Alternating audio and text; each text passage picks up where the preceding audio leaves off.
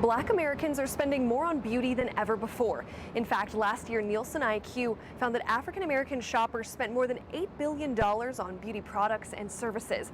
But that money is hard to take home for small business owners. We talked with one salon owner who says making a living in the beauty industry starts with persistence and community. It's working for you, love. Have you ever had someone who's just had a horrible day and you can be that person to change their entire day?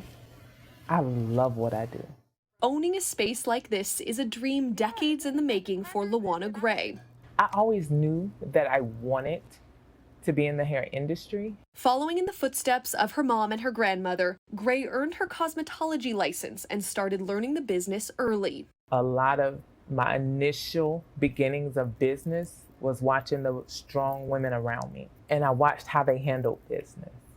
She studied entrepreneurship while learning her craft, saving every penny to open her own salon, a step above the rest. Initially, I opened out of pocket. So it's long days, long nights in the salon, and not having the resources available. So you go to banks and they're like, no, and I have a business plan, I have all of this, but they're not approving you.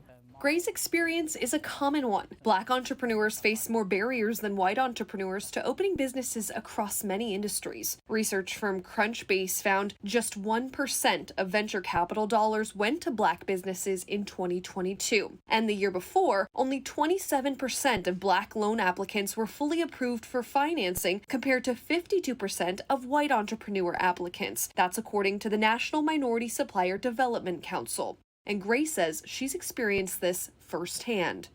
You make it so tedious that it'll make you give up.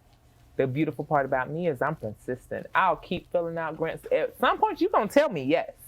She hopes her persistence will inspire others to not give up too. Gray now travels the country for Fashion Week and beauty events and to train the next generation of stylists. She knows there is money to be made in the beauty space despite the disparities that still exist. A McKinsey study reports Black-founded and owned brands make up only about 2.5% of revenue in the beauty industry, yet Black consumers are responsible for 11% of total beauty spending.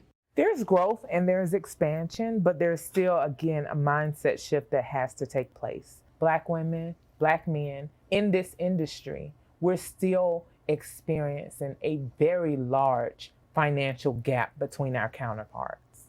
Linda Proctor Merritt has been a client of Gray's for, well, a while now.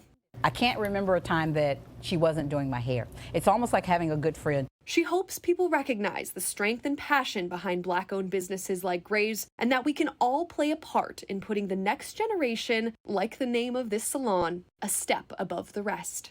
For those, of course, who want to start out as young entrepreneurs, this is where they could end up when we support them. Alexa Liacco, Scripps News, Atlanta.